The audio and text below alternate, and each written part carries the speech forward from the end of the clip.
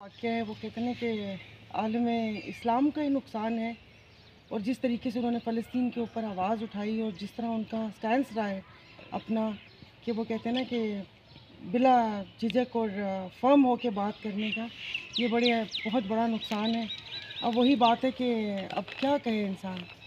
ये अभी इनकी तलाश भी जारी थी और एक ट्विटर पर कोई इज़राइल की मतलब जैसे ऐसे कोई ट्विटर अकाउंट है, उन्होंने कोई हेलीकॉप्टर लगाकर उसके ऊपर पोस्ट की थी और उसके बाद नहायत अफसोसनाक वाक़या है। मतलब जितनी मज़म्मत करें, मगर अब वही बात नहीं कि अब तो मुझे मज़म्मत अल्फाज भी अपने आप पर शर्मिंदगी लगता है। तो वो बस एक जिसको पंजाबी में कहते हैं गोंगलुओं पर समट्टी डालना, बस एक बयान देकर एक लफ्ज़ जारी करके कि मज़म्मत है और बात ख़त्म हो गई। दूसरा आपने कज़ाकिस्तान उसका कहा कि ये तो पहले मुझे एक समझ नहीं आई, अब उसमें काफ़ी इतनी सारी और चीज़ें भी आ गई हैं कि यहाँ पर पाकिस्तान, यहाँ पर कोई एक ग्रुप है कि अभी सुना है कि उस यूनिवर्सिटी पे उसको ब्लैक लिस्ट किया था खान साहब के दौर में। इमरान खान जब वज़ीर आज़म थे उन्होंने इस यूनिवर्सिटी को, मुझे नहीं पता कि इसके पीछे क्या हाथ है। और हमें तो ये भी नहीं पता कि उसमें इतनी ज़्यादा तादाद में हमारे वहाँ पर स्टूडेंट्स हैं। और अगर आप हुकूमती बयान देखें तो वो कहते हैं कि कोई मामला नहीं, इस मामले को बढ़ा चढ़ा कर पेश किया जा रहा है और सोशल मीडिया पर इल्ज़ाम लगाया जा रहा है। तो अगर बढ़ा चढ़ा के पेश किया जा रहा है और कुछ भी नहीं है, तो हमारे वज़ीर दाखिला साहब, फिर उसके बाद मुसद्दिक मलिक, ये सब लोग एयरपोर्ट पर उन बच्चों को रिसीव करने कैसे पहुँच गए, यानी कि ऐसा क्या वाक़या हुआ था। तो वही बात है कि यहाँ पर तो हर जो मामला उठता है और फ़ौरन मतलब उसके ऊपर मिट्टी पाँव वाली पॉलिसी शुरू हो जाती है, एक दूसरे पर इल्ज़ाम तराशी और कहते हैं कि ये पॉइंट स्कोरिंग है। बस खुदा पाक रहम करे।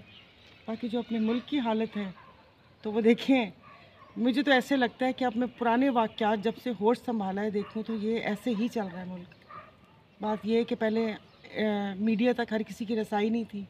जो एक पीटीवी का ख़बरनामा जो कुछ दिखाता था, या जो अखबार अफोर्ड कर सकता था, या जिसके पास टाइम होता था पढ़ने का, मतलब आम लोगों तक नहीं था।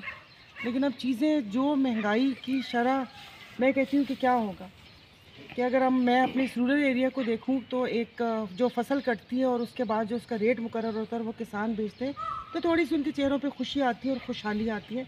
इन्होंने वो खुशहाली भी छीन ली। बचपन से सुनते आ रहे थे सोशल स्टडीज़ में अपनी तारीख में कि जो मईशत है वो रीढ़ की हड्डी है।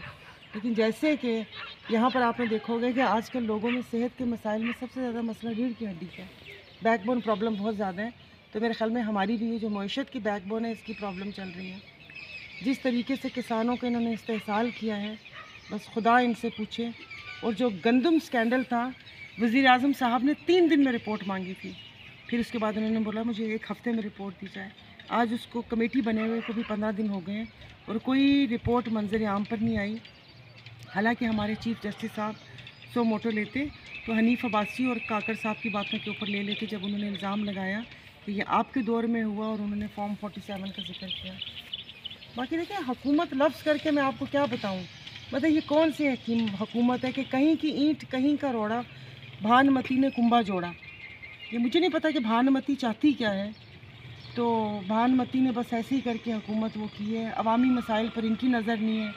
सोलर्स का आप देखें कि वो जो गरीब बंदा एक 2 प्लेटें लेकर, गांव गोठों में यही होता है ना कि उसमें अपना वो कर लेता है, क्योंकि वो बिजली का बिल अफोर्ड कर ही नहीं सकते।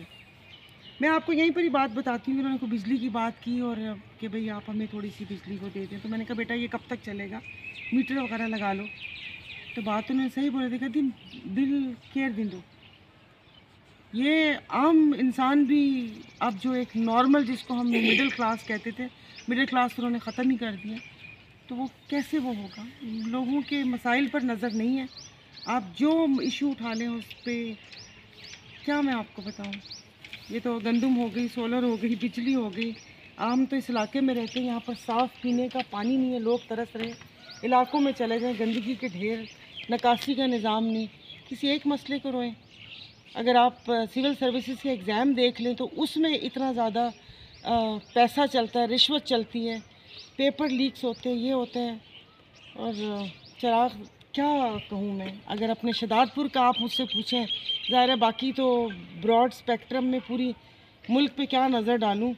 ये अपने ही मसाइल यहाँ पर बता दिए, जिस तरीके से यहाँ पर किसान रुले, पीने का पानी नहीं, बिजली जो लोड शेडिंग, डॉक्टर की दवा की तरह तो 2 घंटे बिजली आती है, 2 घंटे आती है 2 घंटे जाती है, वो ज़्यादा देते नहीं है कि पता नहीं लोग कोई सुकून का सांस ना ले लें या कोई अय्याशी ना कर लें। पूरी रात लाइट नहीं होती। मुझे बताएं 1:45 पे लाइट लेने का क्या कुछ बनता है। 1:45, 3:45 पे आई, फिर उसके बाद 6:45 पे गई। और यहाँ कर अगर हॉस्पिटल आप देखें, सिम्स की मैं बात करूँ स्पेशली, कि जो यहाँ पर लोगों की जो वो कहते हैं ना कि दुहाइयाँ सुनने को मिल रही हैं। पहले कोई एक आधी बात की और बात ख़त्म हो गई, लेकिन अब हर दूसरा बंदा मतलब वहाँ का डसा हुआ है। और मुझे समझ नहीं आ रही कि ये आगे होगा क्या। और सुना है कि अभी पिछले दिनों वहाँ पर शॉर्ट सर्किट से आग लग जाती है। मुझे ये समझ नहीं आती शॉर्ट सर्किट से आग लगने पे रिकॉर्ड क्यों जलता है। कभी कोई डायरेक्टर या जो वहाँ के करता धरता है, खुदा न खास्ता, उनको क्यों नहीं लगती। जानी, मैं ये नहीं चाहती कि, नहीं कह रही कि जानी नुकसान हो, लेकिन मैडम सिर्फ डायरेक्टर